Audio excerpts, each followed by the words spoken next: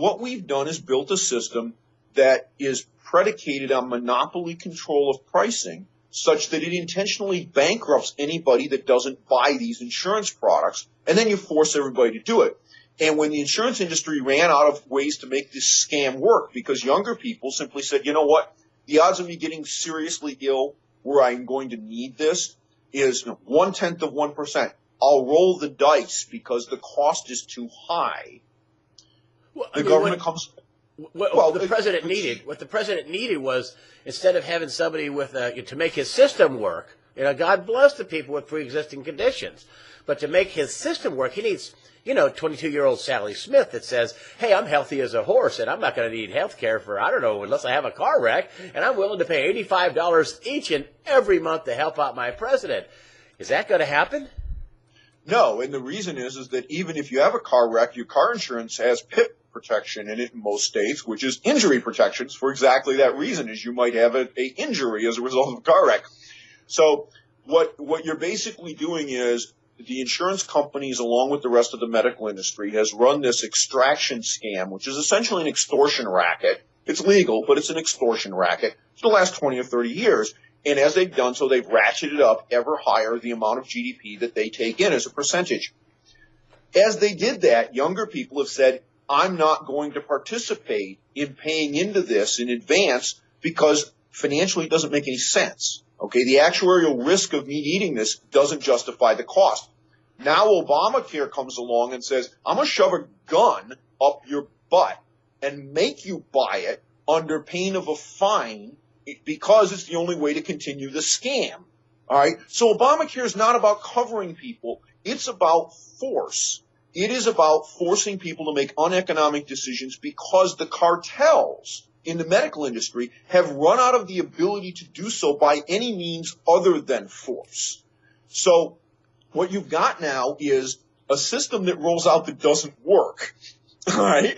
So now Sally, the 20-year-old, tries to go online to find out how bad this is really going to be with the subsidies and the cost shifting and all the other things, and she can't get a price. She's healthy.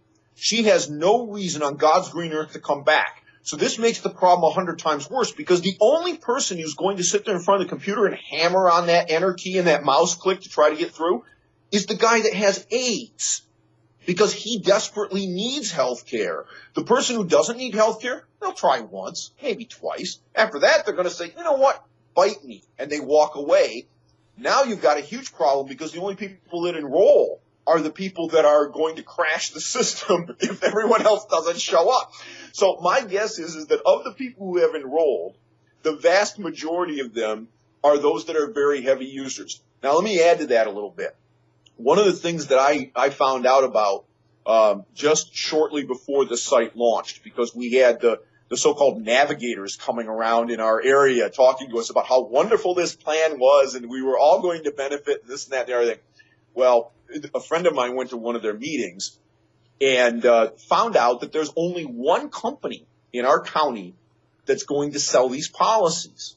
Now, you used to be able to buy health insurance across your entire state. All right, you couldn't buy outside your state, but you could buy across the entire state. And there were typically a couple of dozen companies that sold policies. Even in a state like Florida, we have several million residents. But even in a state like Florida that's has really weird insurance-related laws, there was still a half dozen firms that you could buy health policies from. There is exactly one in my county that I can buy a policy from under Obamacare. It's split into both a PPO and HMO, but it's one firm. It's Blue Cross. That's it. So just recently in the last few days, they changed the site. You used to have to register to get a price. Now you can actually browse first, but it won't tell you what subsidies you might get. Just gives you the price. So I went and I looked. I currently have a catastrophic policy. That's all it covers. And in another year or year and a half, it will become ineligible because it doesn't cover all the things that Obamacare says it has to cover. For example, it doesn't cover maternity for me. Now, I can't imagine why I would need maternity coverage, but Obamacare says I as a man have to have maternity coverage because someday I might have an artificial uterus and have a baby.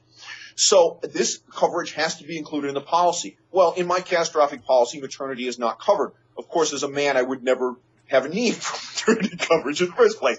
So that policy because it renewed prior to the end of the year, it is okay for them to continue to offer it for next year. But after that, it will disappear like a pumpkin. And people are already starting to get these letters saying that your coverage is going to be non-renewed, and this is why. So I went and I looked at the price. Would you believe, and I found this hard to believe, that the bronze plan that has these additional coverages, but has potentially higher out-of-pocket costs than my cat policy, because as a catastrophic policy, that's what it is. It's in case of catastrophe. I cover a substantial amount of money, and if it happens. It's actually cheaper for me as a 50-year-old to buy an Obamacare policy than it is to keep my cat policy. Not by a lot, but it is. It's cheaper. Now, I'm healthy. I have no pre-existing conditions. I don't have diabetes. I don't have an elevated A1C. I don't have cancer. I have no history of any of these nasty diseases in my past. My medical record is clean. And that's the basis under which my cat policy was underwritten. So if it's cheaper for me, and I'm a nominally healthy 50-year-old guy, how much more does the 20-year-old have to get screwed blind in order to cover the implied subsidy that's in my price? Because it's large. My current policy is personally and medically underwritten. It was at the time it was issued.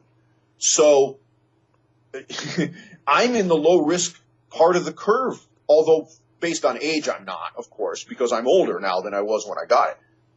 But this means that the young people, their policies are going to be absolutely outrageous. And what I haven't done is compare it against that, because I'm not 23, 25. I can't, I don't have a baseline policy from another company to compare against, but I can get those quotes. And I can tell you from when I ran my internet company that they are 400% and 500% higher than what I was being quoted for that coverage for people that were in my employ during that time. Because I've gone and I've looked at the numbers, and they're hideously more expensive. No one is going to willingly take that on. Well, let's just say that the internet, which is, as the president says, not as smooth as I thought it should be. Okay, it was a disaster, but okay. What it comes down to is what you just talked about. How much do I get? What do I need? And how much do I have to pay for this? And you were telling me in the pre-interview the other day when I set this up, you said, hey, if enough young people don't get involved in this thing could implode before the end of the year. This whole thing could just... It's not that it could, it will. Because tell me about that. Tell me about why is it critical right now to get all these young people into the system? The actuarial models under which these rates were set, that they're being sold at right now, these policies are being sold at, are predicated upon the uptake being substantial among those young people because they won't pay the fine. In other words, they'll choose to buy the insurance instead of paying the fine. If that does not happen for any reason whatsoever, you're going to end up with the only people in the group being similar to a particular person that I had working for me when I was running my company that cost my firm over $700 a month to insure. Now, this was not someone who was critically ill, but it was someone who had a couple of pre-existing conditions and was on a fairly expensive medication. And it was a $700 a month direct expense. When you look at, and that, by the way, is not the catastrophe situation of somebody who has a serious pre-existing condition that renders them unable to work, okay, or they're working but their health is real iffy, and someone, for example, has HIV, okay, where you've got the potential for a $20,000 or $30,000 a year expense coming back out of these programs. Well, the company cannot lose $20,000 per customer and stay in business.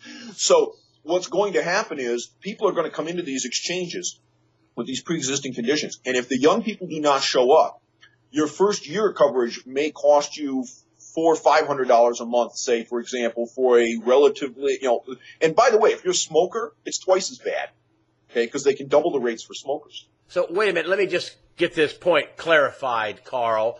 If you're a smoker, they can charge you double. Yeah, and that's one of the problems is that you've got two differentiating factors. One is whether you're a smoker, you use tobacco or not. And the second is your age, but there's a cap on the multiplier that can be applied for age. All right, and there's also a differential range that can be applied for smoking, and this is all set forth in the law. So this isn't about what the actuarial numbers show. This is about what the law says you have to charge. So what happens is this: let's say that we don't get any 25-year-old healthy people that show up for the exchanges. All we have is sick 50-year-olds that have HIV, smoke, and or have cancer. Okay, or have had cancer or some other serious health condition.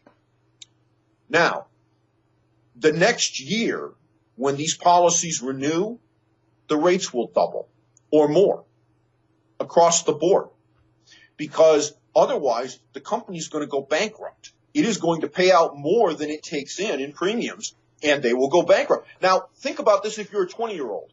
Let's say that your premium today under Obamacare is $200 a month. Okay, and you say, well, gee, if I went and bought an individual policy, it'd be $50 a month, right? 4 times as expensive. Next year, it's $400. Are you going to sign up, or are you going to pay the fine? Obviously, you're going to pay the fine, right? I mean, because at some point, someone's going to say, wait a minute, $4,000 for nothing? I don't think so. Well, and this is the way it's going to go down. You were talking that if enough people don't sign up right now, forget about next year, that the whole thing could implode. Will you explain that to me? Yeah. Why it's so critical? Well, sure. It's very simple. If you take in $10,000 worth of premiums as a company and you pay out $20,000 worth of benefits, you're out of business.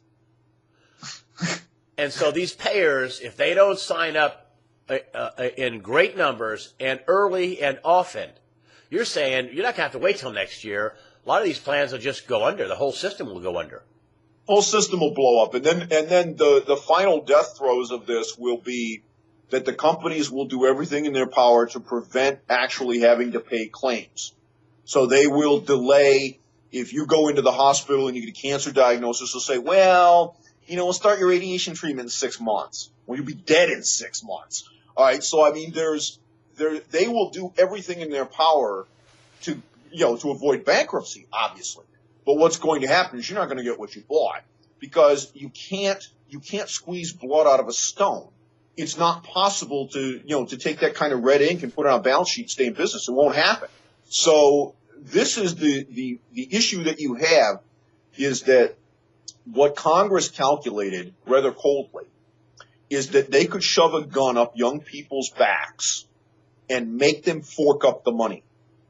There were 2 problems with this analysis from the beginning. The first is they have no reason to buy today, okay? And the fine is an insufficient motivation because it is a small fraction of the premium. If I have to choose to pay the fine or buy coverage I'm not going to use, I will pay the fine, because the fine is less than buying something that has no value to me. All right? There's nothing complicated about that. It's easy. But the second problem, which is far more insidious, is that once you set this precedent, then what ends up happening is that the medical monopolies are able to expand to fill supply on price. So price goes up instead of down because competition has been destroyed.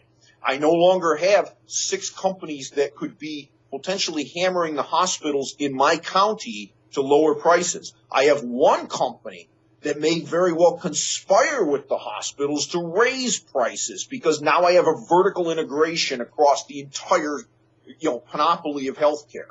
This is not going to bring down costs. This is going to accelerate costs.